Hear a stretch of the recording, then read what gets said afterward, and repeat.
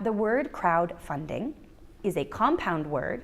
There are two words in that word, and the first word is not there because it's a prettier word, it's there because it's the more important word. Yeah, I just can't stress it enough that, you know, it really, especially when it comes to crowdfunding, it all comes down to relationships, and it all comes down to building those relationships and keeping those relationships. I'm not saying you need millions of people, but you need a core group of people.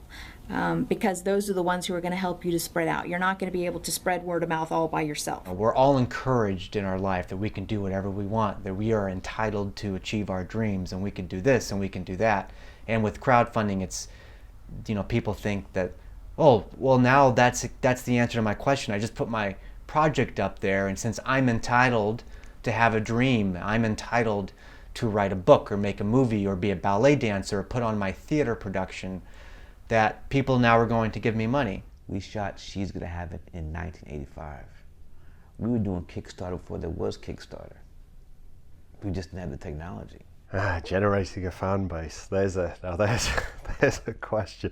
I've never solved the generating a fan base question. I never would have launched a campaign for 6 figures if I hadn't spent 2 years building an online audience with a website. The way you structure your campaign is how will largely determine whether you're successful or not. I certainly know when I've been on the other side of the crowdfunding thing, it's been quite tempting to think, you know, wow, I could be part of this movie. And the guy's not famous or anything, but maybe it'll be a successful movie and I'll have been part of it. You know, I try my hardest to try to stay connected online, wherever, with people that are really reaching out to me. You know, I don't see why we shouldn't be. It's really surprising that no one gets back to you.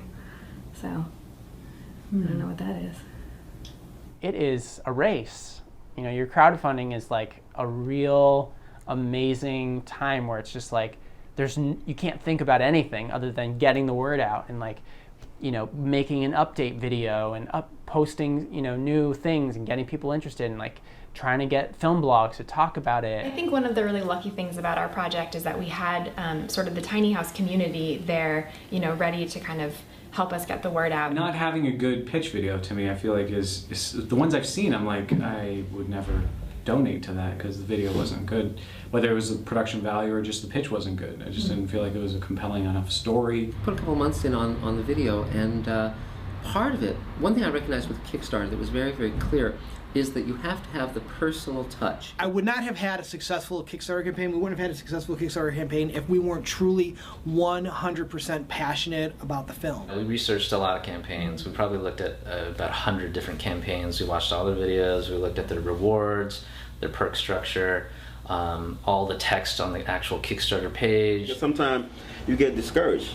Wow, I just sent in like 1,000 emails. It's still not moving. You know what I mean? And then, oh yeah, somebody plays. I'm like, okay, we're good. Let's keep going. Let's keep going. I think for short films and books and albums and any other thing that is below 30,000, it's great. Over that, you're gonna have a hard time. You might be lucky, but you know, one out of 1,000 is going to be successful and the rest is going to fail. It does get people involved and creates an audience that wants to see your movie, and that's invaluable. But there's, you know, I guess what I would say is none of these things come without,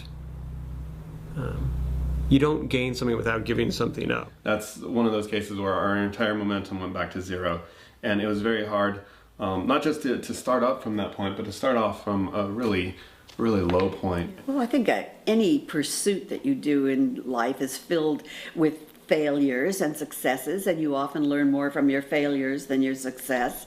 So, you know, of course you have to pick yourself up. What else? You're going to lie in the dirt the rest of your life? It's not an option.